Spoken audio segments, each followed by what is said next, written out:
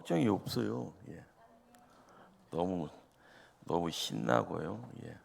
거침이 없어서 그냥 막 모든 것이 다 이루어질 것 같은 그런 느낌입니다. 제가 이제 10월 26일 행사를 이제 준비하면서 전화를 이제 드리는 중에 아이고 참 그렇다. 제가 이제 목사 안수를 받았던 데가 서울의 목민교회입니다. 목민교회. 저번에 저 오기 전에 이제 부흥에도 오셨던 김동현 목사님. 예. 저에게는 또 이제 애증 관계예요. 애증 관계. 예. 어떻게 보면은 사랑도 받고 미움도 받고 그러면서 이제 세월 지나다 보니까 이제 은퇴도 하셨고 그래서 이제 이번에 한번 모실까 하고 전화를 드렸더니 중환자실에 계신다고 하네요. 올 연초에 보실 때도 서울에 가서 이제 고 정장보 총장님 일주기 때 이제 가서 이제 인사드렸을 때 정정하시고 이제 또 말씀 전하는 것이 옛날 그 모습 그대로 이제 있어서 괜찮겠니 했는데 중환자실에 있다니까 청천벽력이잖아요. 근데 저도 뭐 듣기는 들었는데 뭐 다시 여러분한테 말하기는 힘든 희한한 그 뭐가 이렇게 와서 전신 마비가 돼서 중환자실에 있고 가족들만 면회가 되어지는 그런 상황들. 그러니까 잡고자 하지만은 이제 하나님이 불러가면은 이제 천국 가는 그런 것이 우리네 모습인 것 같습니다.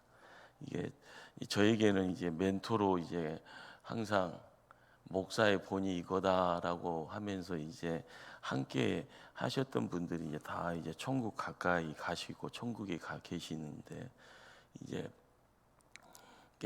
제가 이제 목사의 자리를 지키면서 가장 마음속에 이제 두는 목사님은 강북 제1교회 윤덕수 목사님이십니다. 그분은 불의 사자라고 할까요? 말씀을 전할 때 뭐 불이 이제 토해진다고 할까요? 막 이게 토해지는. 제가 신학교 1학년 때 사경행 때 강사로 오셔서 아무것도 모르는 백지 같은 제가 사경행 때 이제 말씀 듣는 중에 깜짝 놀라갖고 이렇게 들고 나서 아이고 하나님 하면서 나중에 저 목사님 밑에서 목회 배웠으면 좋겠다 이런 기도를 한 기억이 있습니다. 근데 덜커덩 제가 나중에 목사 돼서 거기 가서 이제 목회를 이제 배우고 또 그러는 중에 이제 갑작스럽게 서울에 미국 LA 가서 붕괴하는 중에 사고로 이제 천국 가시게 되어지는. 근데 그 이전에도 이제 그 쓰러지셨다가 일어나서 반쪽 목사 이렇게 이야기 들으면서 수유 제1교회라는 그 자리에서 강북 제1교회로 교회를 이제 성전을 짓고 어떻게 보면 서울에서 통합직 교회로는 조용한 가운데 큰 교회죠.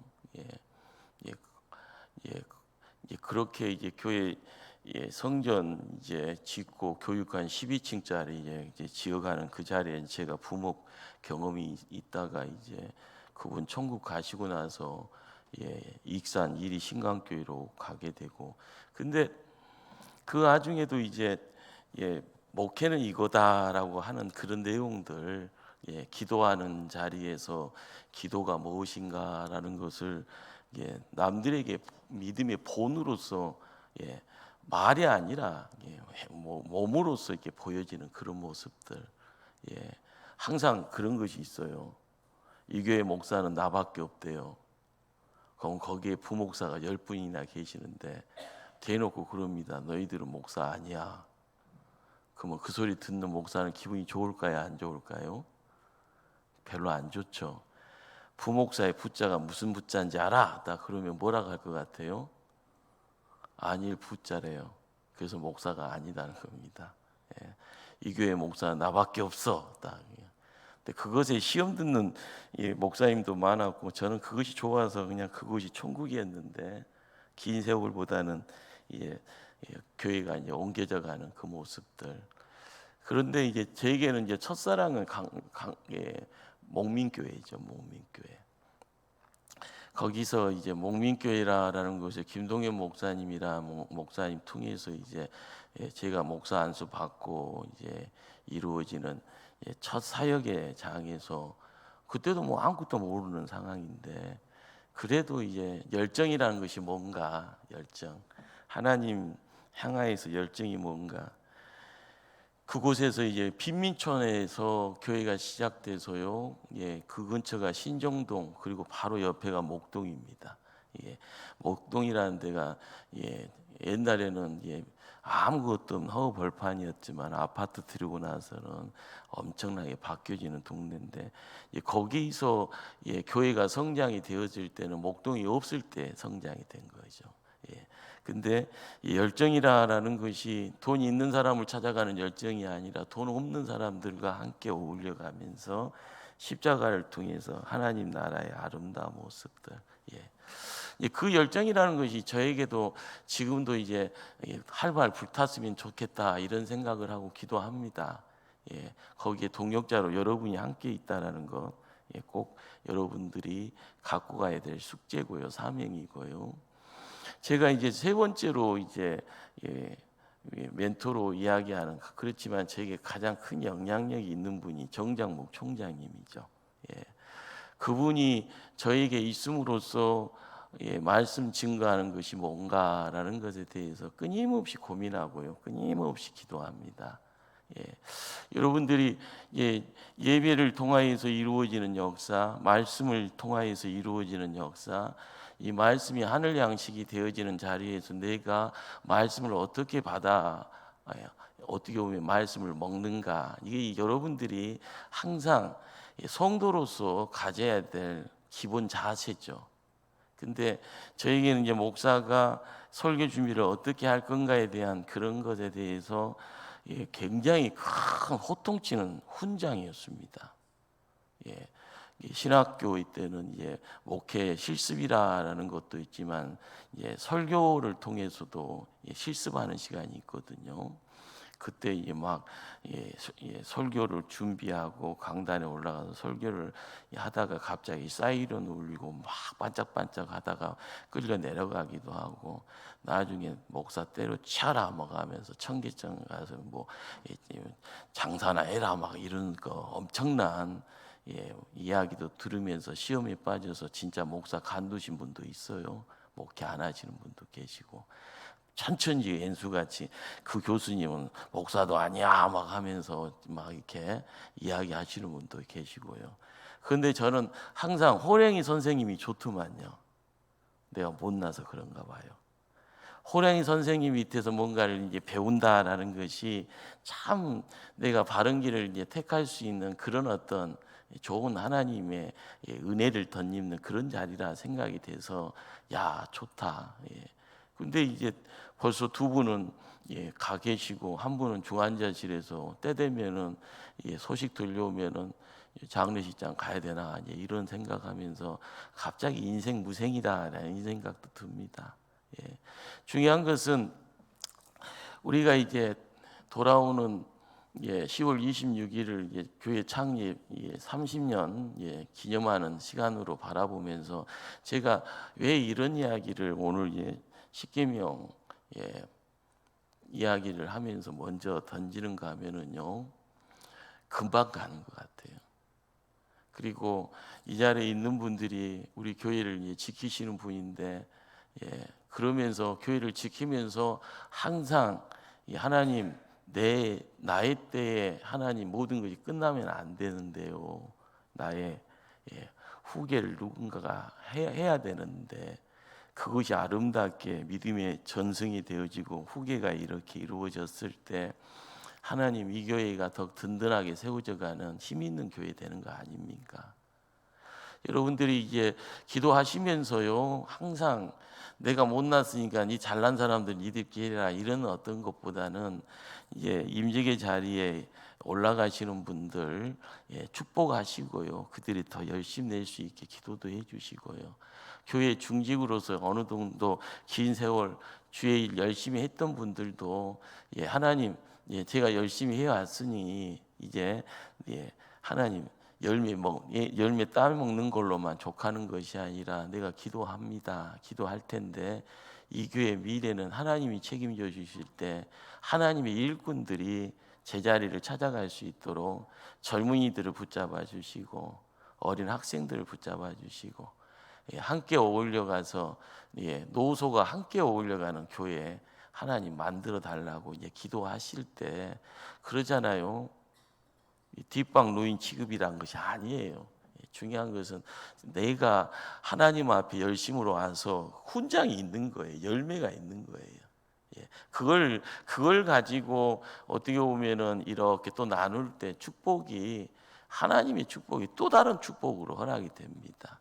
그리고 이제 또 누군가가 그 일을 하려고 준비가 되어지면 그들이 처음에는 어설프잖아요. 실수하고 예, 실수라는 것이 잘못된 뭔가를 만들어내는 사고를 유발을 합니다. 그럴 때 죽일래 살래 하는 것이 아니라 더 열심히 하면 돼. 더 잘할 수 있어. 나도 옛날에 그랬어 하면서 축복하는 모습이 있을 때 금방 나보다 더 멋진 교회 일꾼으로 자리매김 되는 겁니다. 여러분들 그러잖아요. 종작 팔아먹고 뭐 밥 쪄서 먹는 것이 좋은 것 아니잖아. 배고프다고.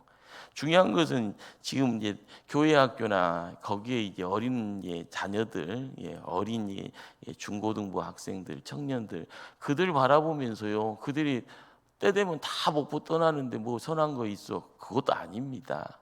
그들이 언제 또 와요? 무슨 일로? 예. 그리고 이 교회 지킬 수도 있는 거고. 그러기에 그들의 앞날을 위해서 투자하고 기도해 주고요. 그들을 축복하는 것. 예. 우리가 창립 30주년을 바라보면서요. 이제 며칠 안 남았네요. 예. 예. 추석 한가위 지나자마자 이제 갑자기 이제 급해지고요. 예. 중요한 것은 10월 26일이 우리의 삶에 새로운 어떤 터닝 포인트가 되어지고 부흥의 분기점이 되어져서 함께 어떻게 보면 연륜이 있는 사람은요 뭔가를 나눠줄 것이 많아요. 젊은이들은 내 것을 내놓을 것이 많고요. 그리고 다음 세대는 이걸 보면서 야 좋다, 나도 저렇게 해야지 하면서 뭔가를 믿음의 본이 되어져 가는 것을 가지고 마음에 새기면은요 함께 됩니다. 한 몸 이루어 가는 거고요. 그러니까 우리가 창립 30이라는 것이 청년의 때를 이제 지나고 이제 장년이라는 새로운 어떤 내용들 홍 목사가 기도하면서 바라보는 것은요 이제 조금 미래를 보는 가운데 주변을 보고 좀 세계를 보고 성교하는 목포 초대교회를 상상해 보면서 기도합니다. 거기에 이제 우리 성도님들도 마음속에 함께 꿈을 이제 나눌 수 있는 그런 부분으로 교회 창립 30주년을 기도로 준비할 수 있는 여러분이 됐으면 좋겠다 생각하면서요 말씀 들어가기 전에 조금 길게 이야기했습니다. 용서해 주시고요. 오늘 14절 말씀은요 이 시대가 전혀 이제 허락하지 않는 조금 폐기되어지는 말씀처럼 느껴집니다. 간음하지 말라. 요즘 이제 간통죄가 사라져 버렸습니다. 한국 땅에요.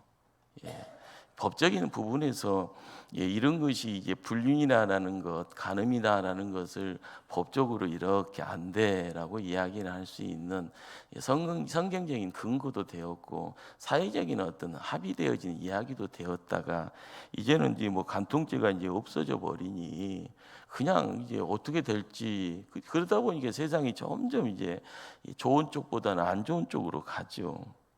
그리고 이제 남녀 관계라는 것이요 개인적인 거고 지극히 사적인 영역이잖아요. 그러다 보니까 비밀스럽습니다. 그 비밀스러운 것을 이렇게 이게 들춰보고 몰래 이제 견눈짓 하다 보면 남들한테 야 이놈아 이제 이렇게 손가락질 받을 수 있는 부분인데 성경에서 이야기되어지는 간음하지 말라 하나님의 명령입니다. 이 뭘 가지고 있는가 하면 이것은요 하나님이 우리에게 말하는 이건 사적인 거다 아니다 공적인 거다. 거기에 이제 하나님의 이제 음성을 통해서 내가 시대가 바뀌었으니까 이것이 맞겠거니 하는 그것보다도 다시 말씀의 근거를 통해서 하나님이 이 공적이라고 하는 것에 어떤 의미가 있는가, 우리가 보지 못했던 그 내용이 뭔가라는 겁니다. 더불어서요, 이건 둘만의 책임이 아니라 사회의 전체적인 모든 이들이 가지고 있는 책임에 대한 이야기로 우리에게는 찾아오는 어떻게 보면 숙제고 십자가입니다. 성경을 읽다 보면은요, 간음과 우상 숭배가 거의 비교되어지고 또한 우상 숭배를 간음으로 비유되어지는 성경 구절들을 자주 접하게 됩니다. 어떤 느낌이 옵니까? 하나님하고 믿음 생활을 하는 이 관계성하고 부부간의 남녀간의 어떤 그런 관계의 이 내용이 뭐가 이렇게 보이지 않는 뭐가 있는가라는 그런 느낌이 있습니다. 그걸 우리가 이게 뭔가를 이렇게 들춰보고자 하는 가운데 이렇게 푹 빠져야지 이 말씀의 기운이 나에게 허락이 되어지고, 그것 때문이라도 금지된 사과를 이렇게 따먹을 수 있는 어떤 유혹이 오더라도 거부할 수 있는 힘이 내 안에 있는 거죠. 예레미야 7장 19절에 이런 말씀을 기록합니다. 너희가 도둑질하며 살인하며 간음하며 거짓 맹세하며 바알에게 분향하며 너희가 알지 못하는 다른 신들을 따르면서, 우리가 이제 믿음 생활을 하는 가운데 불순종이라는 이 내용을 통해서 만들어져 있는 여러 가지 죄의 이 어떤 모습들이죠. 근데 거기에 딱 들어가 있는 것이 간음입니다. 간음. 십계명 안에서도 하지 마세요라는 이 내용 속에서 이 간음의 무게 비중이 어떤 건가라는 것을 알아야 되는데요. 우상 숭배는 하나님을 배반하는 거예요. 그러면 간음은 누구를 배반하는 거예요? 나의 상대를 배반하는 겁니다. 나의 배우자를. 그러기에 항상 이것의 어떤 무게 중심이 가벼운 것이 아니라 엄청난 거예요. 우리의 세상 살면서 어느 한 구덩이가 덜커덩 떨어져 나갔네. 그럴 때 느낌이 있잖아요. 사랑했다가 100년 해로하라고 했는데 갑자기 무슨 일로 사고로요, 사랑한 이가 이 땅에서 떠나게 되면은요, 뭐가 허하잖아요. 둘이 한 몸 이루었다가 갑자기 둘로 쪼개지는 그런 모습들. 우리가 하나님 알아가는 그 자리에서요, 나도 모르게 우상 숭배하고 있을 때 처음에는 목숨 걸고 저항하고 싶지만은요, 은밀한 가운데 나도 모르게 허물어져 버리면은요, 우상 숭배하고 있는 것이 당연한 거예요. 봤던 옆에도 마찬가지네. 저것이 우상인지 하나님인지 나도 헷갈리네. 그러다 보면 우상 숭배 속에서 계속 빠져갑니다. 근데 요즘 우리 세상이, 제가 방금 말씀드렸잖아요. 간통죄가 뭐 있다고요? 철폐돼 버려서 사라져 버렸어요. 그러다 보니까 우리가 옛날에는 이거요 하면서요, 아이고 안 돼 이렇게 했는데 자연스럽게 안 되라는 말을요, 누군가가 이렇게 내 편에서 가져가 버리면은 혹시나 하는 그런 마음을 가지고 가는 거예요. 이스라엘 백성들이 그 민족의 시작부터요, 그들이 가지고 있는 것 중에 한 가지가 손을 대지 않고 돌로 쳐 죽이는 죄가 있습니다. 거의 3가지나 있어요. 첫 번째가 뭔지 아세요? 우상 숭배자예요. 두 번째가요, 살인하는 자. 세 번째가요, 간음하는 자. 그러니까 이스라엘 백성이 하나님이 택함을 통해서 시작되어진 그 자리에서 그들이 돌 들고 쳐 죽였던, 말하지 마 하면서 돌로 쳐 죽였던, 그러니까 복음서에서 예수님 앞에 간음하다가 끌려온 여인이, 그리고 그 주변에 있는 사람이 다 뭘 들고 있었다고요? 돌 들고 있었습니다. 돌로 쳐 죽이려고요. 우리가 성경에서 간음이라는 것 자체가 우상숭배, 살인, 간음, 이 3가지 죄가 하나님이 이스라엘 백성들에게 안 돼라고 이야기하는, 그래서 그들은 돌을 드는데 주저함이 없었습니다. 그런데 이 시대는 어떤 건가 하는 거예요. 자, 그런데 이 성이라는 것이 청춘 남녀가 어느 정도 성장이 되어지고 사랑을 이야기를 하는 가운데 가정을 꾸려나가는 그런 그래서 결혼식을 하고요. 그 결혼식을 함으로써 공적인 나눔의 자리가 가장 기본적으로요, 이 성의 나눔입니다. 영어로 이야기하면 섹스죠. 굉장히 느낌이 안 좋은 말이잖아요. 그런데 성경에서 이 성이라는 것은요, 거룩된 단어입니다. 그런데 이것이 우리의 삶 속에서 창세기 2장에서 둘이 한 몸이 이루어가는 이 내용, 둘이 뭐라고요? 한 몸이 이루어지는 그것이 결혼이라는 것, 그래서 부부라라는 것, 그래서 거기에 있는 자리를 가정이라라고 이야기를 하는 거죠. 그런데 이 남녀가 특수를 이야기를 하면서요, 너가 이제부터 나의 아내요, 너가 이제부터 나의 남편이요, 이렇게 하면서 서로가 서로를 인정을 하면서 어떻게 보면 자리가 이렇게 바뀌어지는 그 자리. 그런데 그 자리를요, 누가 주례자가 되어져 있는가? 에덴 동산에 아담과 하의 주례자가 누구예요? 하나님입니다. 우리가 성경을 통하여서 세상 이치를 알고요, 세상의 시작에 대한 부분에서 가정의 시작에 누가 계신 거예요? 하나님이 계십니다. 하나님이 남자를 여자를 그리고 나서 둘을 한 몸이 이루어가게 하는 가운데 가정이라는 복의 자리를 만들어 주십니다. 자, 우리가 간음이라는 말을요, 이것저것 다 가지치고 나서 딱 이야기하면 간음을 통해서 가장 크게 내가 포기하는 것이 뭘까요? 복입니다. 복. 우상 숭배가 하나님께 배신 때리는 거고요. 간음이란 것이 뭐예요? 배우자에게 배신 때리는 거예요. 배반하는 거예요. 배반이야 이렇게. 그런데 우리가 이 가정이라는 것을 이야기를 할 때 하나님은요, 남자 여자를 통해서 하나님이 머리에다가 안수하시면서 너는 이제 복이다라고 이야기하시는 거예요. 복 있는 자예요. 우리는 하나님을 알면서 내가 복 있구나라는 것을 알아가는 거예요. 그래서 창세기 1장 28절에 생육과 번성과 충만과 세상을 정복하고 다스리는 존재입니다. 이걸 통치권이라는 거예요. 이 통치권을 누가 줬다고요? 하나님이 줬다는 거예요. 그러기에 우리가 세상에서 뭘 우쭐거릴 때 너 못 갖고 나 돈 있잖아, 나 코인이 있잖아, 대박 났거든 하면서 이야기할 때 그 한순간입니다. 그러나 내가 어디 가서요, 어깨에다 힘주고 야 하면서 이야기할 수 있는 그 자리에서 하나님이 나한테 복 주셨대. 나에게는 통치권이 있대. 생육하라, 번성하라, 충만하라, 정복하라, 세상을 뭐하라? 다스려라. 그런데 이 내용이 남자 여자를 통해서요, 가정으로 함께 할 때 복의 내용이 어디로 흘러갑니까? 자녀를 이렇게 복의 시작은 자녀를 통해서 이렇게 내 품에 만져지고 내 품에 안겨지는 거예요. 그러니까 결혼을 하고 나서요, 시간이 지나고 나서 하나님 왜 우리 집에 자녀를 안 주세요라고 할 때 거기에 나는 나중에 10년 있다가 아기 가질 거요, 그렇게 이제 정말 철부지같이 이야기할 때 보면은요, 퍽퍽하잖아요. 그러다가 아기 갖고 싶은데 아기가 안 들어서요 할 때 얼마나 퍽퍽합니까? 또 우리가 하나님이 복이다라는 것을 야 그거요라고 할 때 자녀가 허락되어져 가는 그 자리에서 이 자녀의 아름다운 모습이요, 얼마나 귀엽습니까? 얼마나 사랑스럽습니까? 어디를 가더라도요, 그냥 눈 감아도 생각, 눈 떠도 생각. 다 커도 마찬가지잖아요.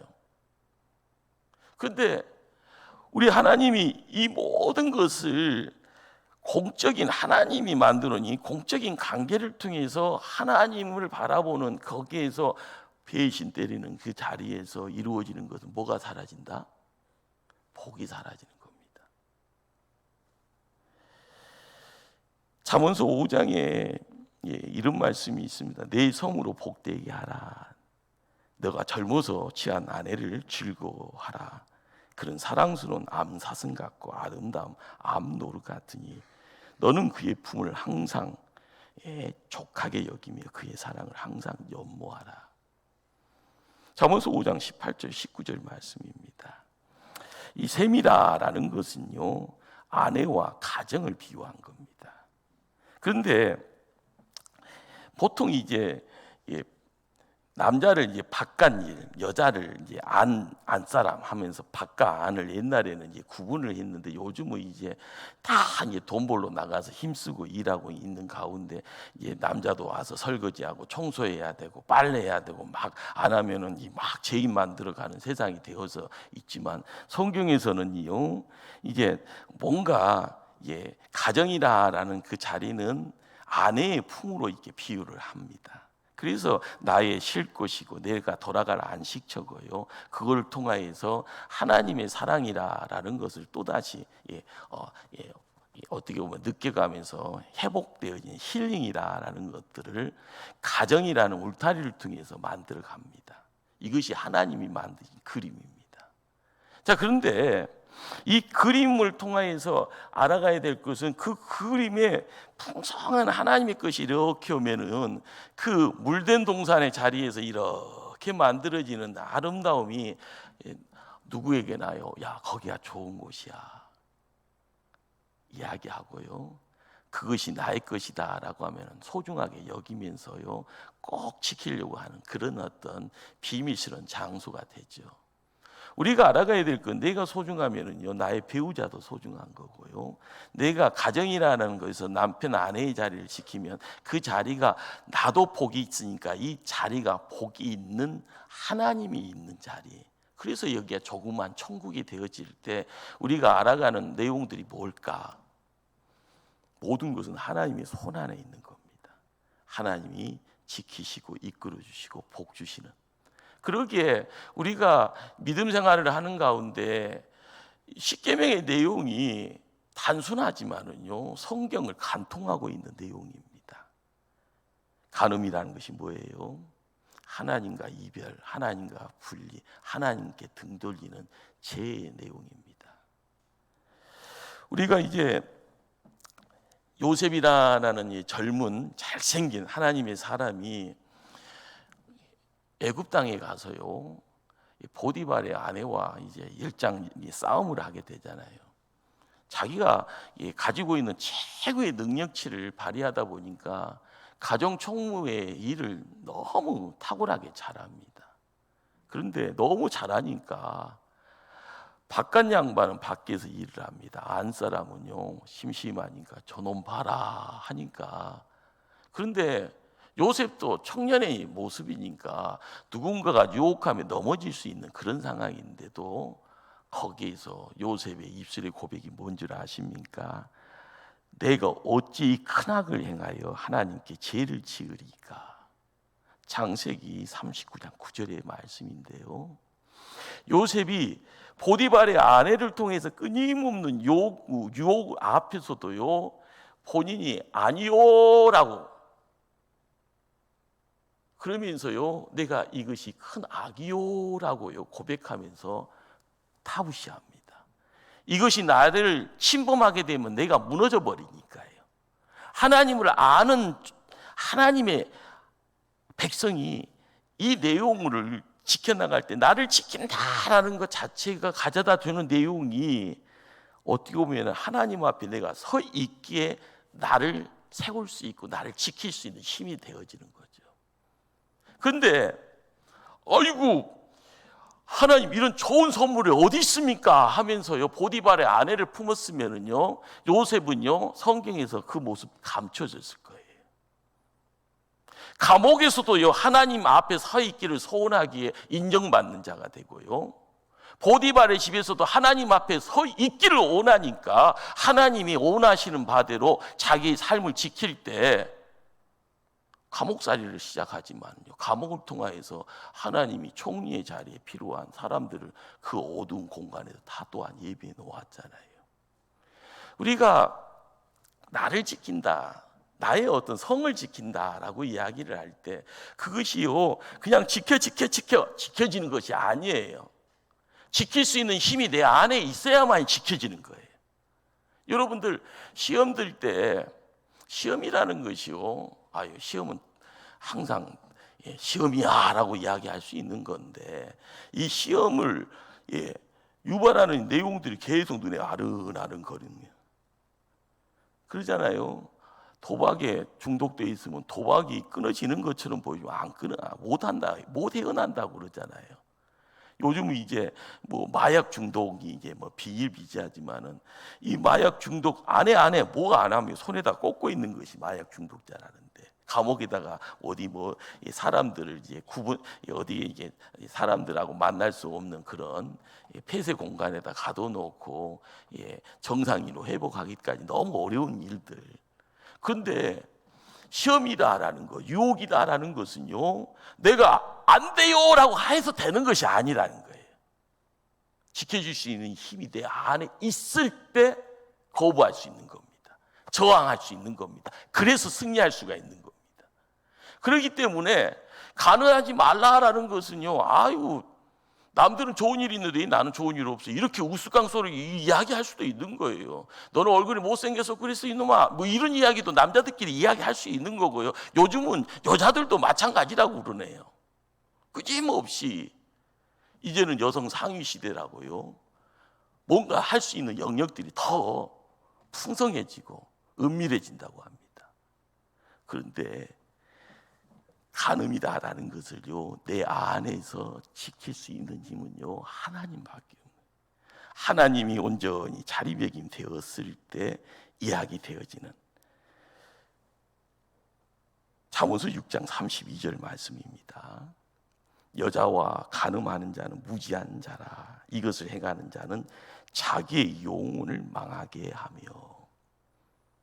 간음과 이 영혼 망가지는 것이요, 같은 이꼬르라고 이야기되네요. 그러나 내 영혼을 살리기 위해서는요, 내 안에 하나님이 계셔야 됩니다. 이 시대에 정신 못 차리게 하는 것들이 너무 여러분들의 시야를 가리고요, 여러분의 길을요, 어쩔 때는 즐겁게 하려고 합니다. 그러나 하나님의 사람은요, 하나님의 편에 있어야만이 시험거리를 멀리 할 수 있는 거죠. 근데 이 간음이라는 것이 어느 정도로 악한가 하면, 이 간음이라는 것 자체가 공동체를 파괴하는 거예요. 무슨 말일까요? 믿음 생활을 하는 가운데 예수님 우리를 거룩한 성전이라고 이야기하면서 우리가 예수 그리스도와 한 몸이 이루어가는 가운데 성령께서 우리의 삶의 자리에요, 항상 동행해 주는 모습들.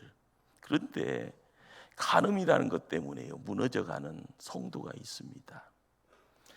그 성도가 가정을요, 무너뜨리게 하는 거고요, 그 성도가 교회를 무너뜨리게 할 때 그 다음에 이루어지는 것이 뭘까요? 선한 것이 어디 있냐? 소금이 소금 역할 못한다. 빛의 기능을 상실해서 빛이 아무런 힘을 발휘하지 못하면 그 자체가 어둠인 겁니다. 그러기에 예레미야 선지자가요, 예레미야 3장 8절에 이런 말씀을 기록하네요. 내게 배역한 이스라엘이 간음을 행하였으므로 내가 그를 내쫓고 그에게 이혼서까지 주었으되 그의 반역한 자매 유다가 두려워하지 아니하고 자기도 가서 행음함을 내가 보았노라.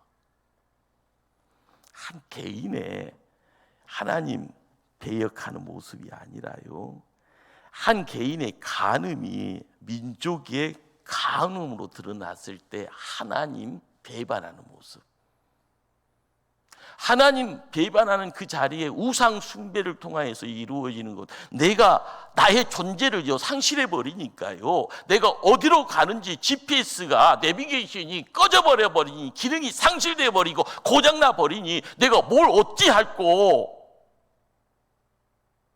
그러다 보니까 너도 그러냐 나도 그런다 이야기 되어지는, 우리가 이 시대를 지켜나갈 때요, 내가 실수해서 그랬어, 그렇지 않은 개인의 문제입니다. 그러나 그 개인의 문제를 누군가가 보고 있습니다. 굉장히 우리가 믿는 자의 어떤 역할이라는 것이 중요하고요, 이 믿는 자가 가정을 지킨다라는 것이 어쩔 때는 너무 큰 숙제같이 보여져요. 여러분들 이혼하면 큰일 납니다. 뭐라고요? 이혼하면 돼야 안 돼요? 지금 이혼하고 싶은 생각이 있더라도 사단아 물러가라, 물러가라. 아멘? 그 엔수가 나에겐 최고입니다. 뭐라고요? 예. 그 최고를 더 반짝반짝하게 빛나게 할 수 있는 것은요, 어려워요? 쉬워요? 어려운 것 같지만 세상에서 가장 쉬운 일이에요. 여러분이 조금만 기도하고 조금만 노력하고 조금만 지혜를 누군가를 통해서 얻어오면 그 누군가가 반짝반짝 빛나면 나도 반짝반짝 올라가는 겁니다. 그러나 때려잡자 공상당하면서요, 내가 너 때문에 하면서 이야기되어지는 것들을 이야기하고 불평불만을 이야기하고요, 보지 말아야 될 것들을 봤다고 이야기하면서 막 이야기하다 보면 나도 똑같이 아무런 가치가 없는 쓰레기장에, 폐차장에 쓰러져 가는 쓰레기밖에 되지 않습니다. 우리가 알아가야 될 것은요, 하나님과의 관계가 단절되어져 있는 그 모습 속에서 간음이다, 우상숭배다라는 것들이 이루어질 땐 좋은 세상이 아니라 눈에 보이지 않는 어둠의 세상입니다. 어둠의 세상은 눈 뜨고 있어도 안 보이고요, 들리는 것은 있지만 보지 못하니 내가 뭐 해야 될 바를 모르는 상황이 됩니다. 하나님께 예배를 드리고 싶고 하나님께 기도를 하고 싶고 하나님께 찬송을 하고 싶다 할지언정 내가 있는 곳이 예배의 초선지를 깨닫지 못하면 하는 것이요, 아무런 가치가 없죠. 그러나 내가 있는 것이요, 다 쓰러져가는 초가상간. 그렇지만 그곳에서 믿는 자가 서로의 사랑을 이야기하고 서로를 지켜가고 서로를 배려하고 서로를 존경하는 모습 가지고 서로를 높여가면은 초가상간이요, 궁궐로 바뀌어지는 역사. 거기에서요 흥이 나고 거기에서 행복해지고 거기에서 감사거리가 넘쳐져 갈 때 우리가 눈물 흘렸던 땀 흘렸던 내용들이 하나님의 복이라는 이름 속에서 함께 어울려지는 겁니다. 그러기에 가정이라는 것이요, 우리가 눈만 돌리면은요 즐거움의 장소잖아요. 이번 추석 한가위 때 보고픈 얼굴들 다 봤나요? 서울 가시는 분 다 내려와라 해서 또 여기서 만나시는 분, 아이고 우리는 또 다른 데 가서 또 이렇게 하자 해서요, 뭐 장소 정해놓고 가서 또 이렇게 만나. 그 가족이기 때문에 그런 약속도 맺어지고 그 약속을 통해서 만남이 있어지고 거기서 좋아 맛있는 거 먹고 오고요. 예. 명절이라는 것이 뭐예요? 가족이라는 이 울타리 속에서 3대가 모이고 4대가 모인다 하면은 이야기거리가 얼마나 풍성해집니까? 근데 그걸 지키는 그 자리에 하나님의 손길이 뭘 이야기합니까? 지켜라라는 거예요. 몸을 지켜라. 몸을 지키는 가운데 복의 내용이 밖으로 빠지지 않도록요, 그 복 간수 잘해라. 여러분들, 홍 목사가 이 손에 뭐가 있다고 그랬어요? 축복권, 하나님의 영권이 있는 겁니다. 손 한번 펴보세요. 여러분 손금 보지 마시고, 내 손에는 하나님의 영권이 있습니다. 하나님 복을 이렇게 자녀들에게 허락해 주신다고요. 그런데 이 복을 축복을 해야 되잖아요. 기도를 통해서 축복을 해야 됩니다. 문제 해결을요 넣고 기도의 제목으로 함께 해야 되는 겁니다. 돈 가지고요 해결이 안 될 때는 어떻게 해야 돼요? 하나님이 해결해 주셔야 되잖아요.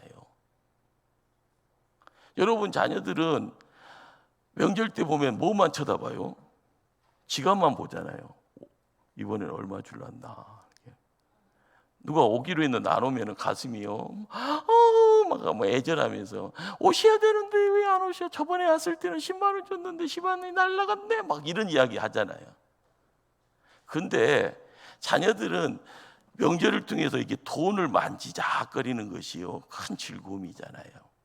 그러나 여러분들은 그 즐거움을요 자손들을 바라보면서 축복할 수 있는, 돈 주면서 축복하면 얼마나 더 좋아요. 여러분의 삶을 통하여서 뭔가가 회복되어진다라고 이야기되어지는 것, 그것은 복됨이라는 것을 내가 볼 수 있는 시야가 있으면 그 복됨을 더 배가시키고요, 하나님의 손을 통해서 지켜지고요, 그 복을 통하여서 야, 내 자녀들이, 내 손주들이 새로워지는구나. 그러기에요 결혼식이라는 것이 축복의 장입니다. 남자 여자가 장성하여서 결혼하고요, 서로가 서로를 필요로 한다 해서 서로가 서로를 뭔가를 이제 약속하고요, 그리고 나서 시간을 10년, 20년, 30년 오 하다가 보면 30년, 오 하다가 40년, 오 하다가요 사랑하는 누가 먼저 천국 가서 있으면은요 이것저것 생각하면서 또 자손들 바라보면서 내가 이 땅에 남겨진 이유가 기도하는 거구나 하면서 기도의 자리를 지켜가는 모습들, 우리가 믿음의 자리를 지킨다라는 것이 뭔가 생각해야 될 줄 압니다. 그러기에 가정이라는 그 자리에서 하나님이 주시는 가장 엄청난 내용이 뭔가 하면은요, 아버지가 되는 행복이 있고요, 어머니가 되는 은혜가 있습니다.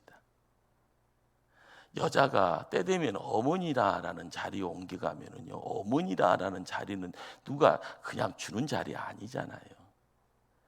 내 자녀를 뱃속에다가 10달을 품고 있어야 되고요, 내 몸 밖으로 이렇게 끄집어낼 때 그 고통이, 파괴, 그 아픔이요, 우리 집사람이 항상 그래요. 그거 알아?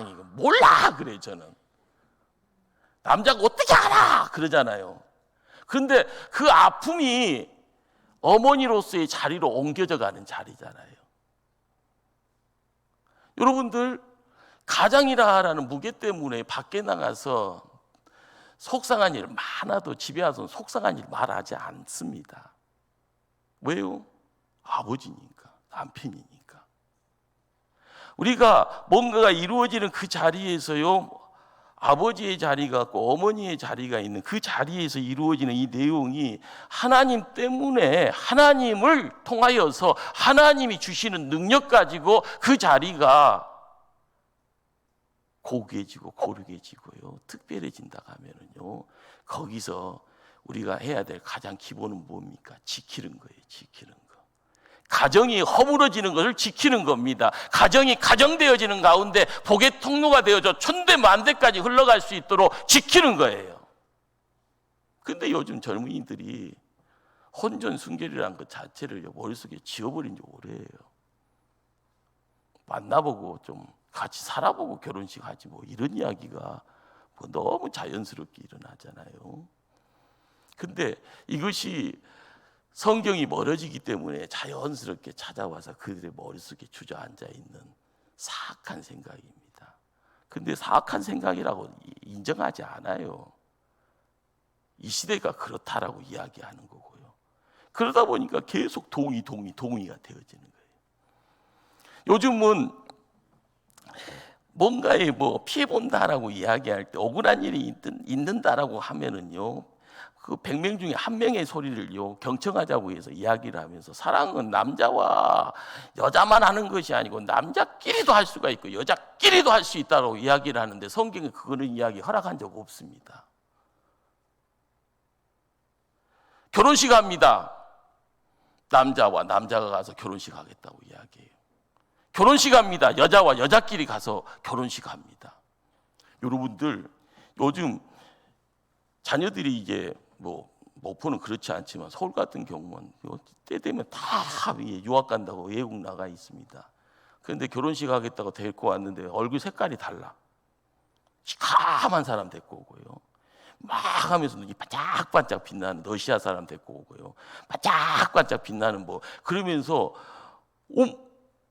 어이구, 일본 사람은 괜찮고 중국 사람은 조금 더 낫겠네 이런 생각. 그러나 갑자기 시커먼 사람 데리고 오고 키 큰 사람 데리고 오면 나중에는요 부모들이요 장가 못 가고 시집 못 가는데 누구라도 데리고 와라 이렇게 하면서요 그냥 마음을 허락하고요, 문빗장을 이렇게 열어버리잖아요. 그런데 그것은요, 피부 색깔 가지고 하는 것은 그래도 조금이라도 아이고 괜찮겠거니. 그런데 남자와 남자끼리 결혼하겠다고 하고 여자와 여자끼리 결혼하고 할 때 그것은요 어떻게 해야 됩니까? 성을 지킨다라는 것이 그렇습니다. 하나님이 복을 주시고자 하시는 바에서 거기서 이야기되어지는 내용은요, 하나님의 법칙 따라서 이루어지는 것이 가장 좋은데 시대가 점점 급변하고요, 우리가 기준이라는 것이 하나님 말씀인데 하나님 말씀이 뭔지를 모르고 있으면 누군가가 목소리 큰 사람이 이야기하면서 차별하면 안 돼요, 차별금지법이요 하고 이야기를 하면서 목사님 감옥 가셔야겠네요 하면서요 끌려가는 상황에서 차별금지법이라는 것 자체가 사라져버리면 그렇게 됩니다. 우리가 믿음의 자리를 지킬 때마다 하나님이 간음이라는, 어떻게 보면 우리에게는 숙제같이 느껴지는, 그렇지만 그걸 지킬 때 가정이라는 자리가요 하나님께 소명받는 자리고요, 하나님께서 우리에게 능력 주시는 자리고요, 바로 그 능력을 통하여서 이루어지는 것이 수순제가 치고 평천하라, 이 동양사사기인데요, 우리가 이 말씀, 이 대학에서 나오는 수신제가 치고 평천하, 내가 대학교 때 이 말씀 가지고 야 맞다 맞아, 수신제가 나의 한 개인이 내 자신을 어떻게 잘 바르게 수양할 때 가정을 바르게 이끌 수 있다라는 거죠. 제가. 그리고 가정을 바를 수 이끌 수 있는 사람이 평천하가 되어진다. 세상을 나가서 세상을 다스리고 있고 나라를 다스리고 세상을 다스릴 수 있는 그런 어떤 모습들. 우리는 하나님이 복 주신다라고 하는 창세기 1장 28절의 복의 내용을 통해서요 다스림의 이 내용이 뭘 이야기를 하는가? 생육하고 번성하라, 충만하라, 정복하라, 그리고 다스려라. 하나님이 우리를 통하여서 이룰 수 있는 것은요 그냥 먼 공연물이 아닙니다. 하나님의 약속이고요, 하나님과 함께하면 이루어지는 자리고요.